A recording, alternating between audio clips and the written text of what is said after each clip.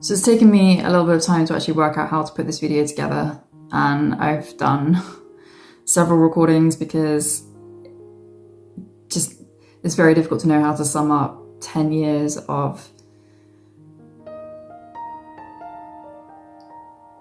hell and awful symptoms and effects and put that into a 10-minute video or less. But I'm just gonna give it my best and speak the truth, and that's all you can do, right? So I had found out in a very short appointment in the UK that I should have been on this benzo for a week maximum, and I'd been put on it for 4 years by doctors over in France, and had been told I needed to be on that despite these doctors meeting me for 10 minutes and just sort of making that decision. And so when I found that out and I was offered a sister version of the drug to taper off, that for me didn't seem sensible at all. And I honestly just didn't know who to trust at that point or what to trust. So I cold turkeyed, which I now know is deadly to do, potentially deadly, highly risky, can result in seizures and death. And obviously if I had known that, I would not have done that. I didn't want to die. I don't think anybody would choose to take that kind of a risk. I did what I thought was the safest, albeit I was anticipating a lot of discomfort and weeks of potential withdrawal symptoms. But that for me was an easy trade-off to make if it meant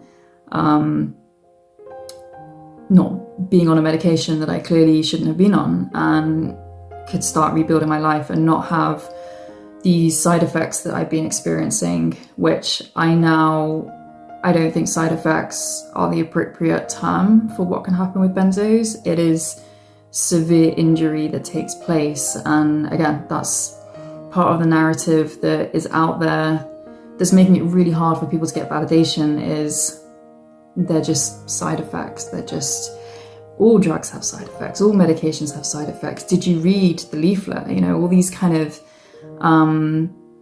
almost dismissive things that don't actually accurately represent what these can do to people.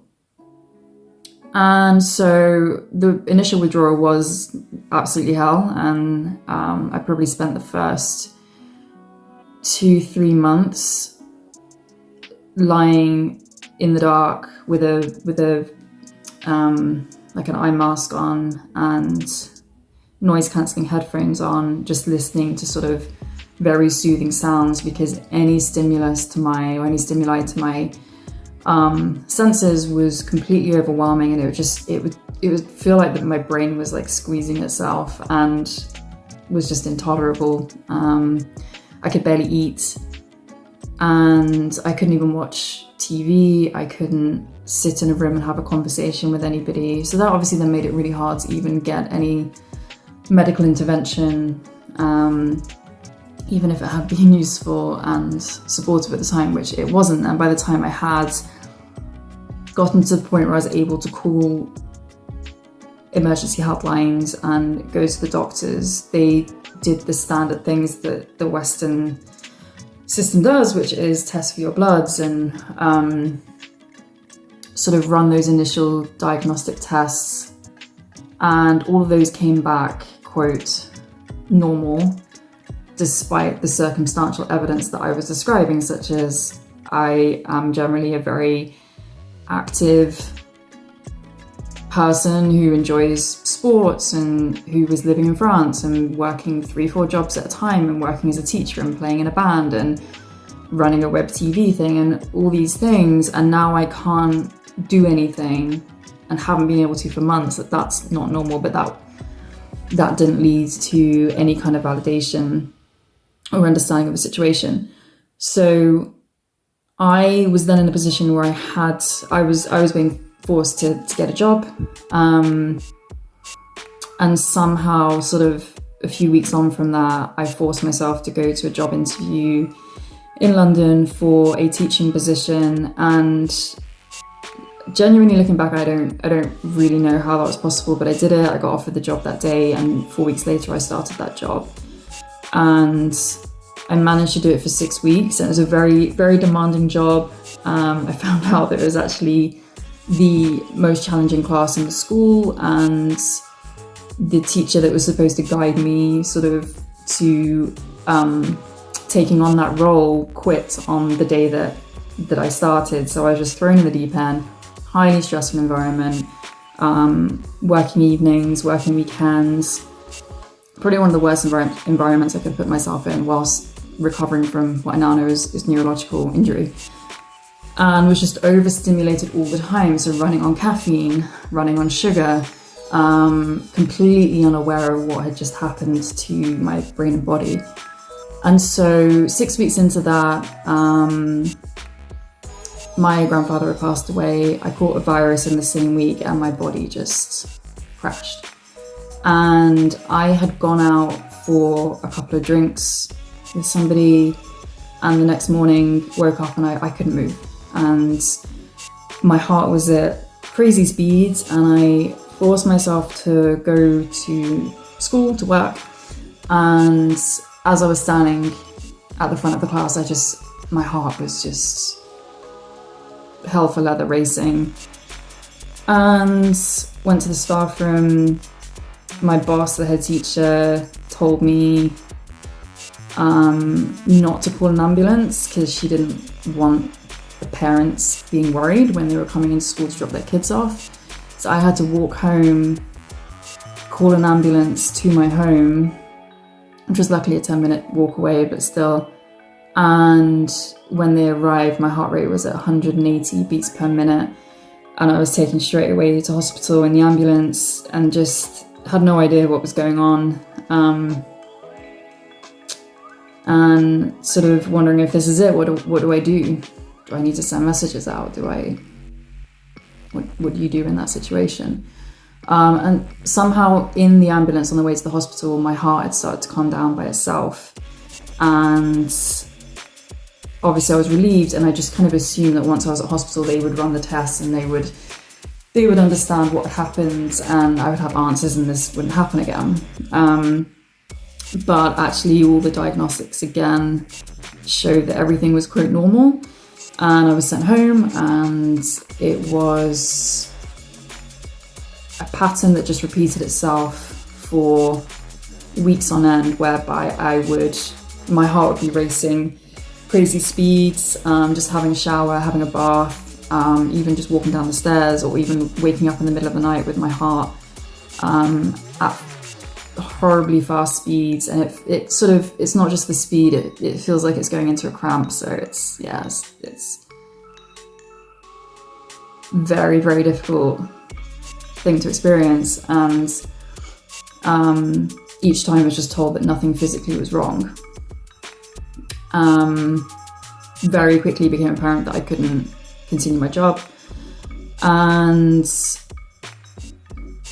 I just didn't understand why I now couldn't leave my home without my heart going to these speeds, and I felt very trapped. I think some of the theories from doctors were I was going through vitamin D deficiency and things like that, and that just doesn't add up at all.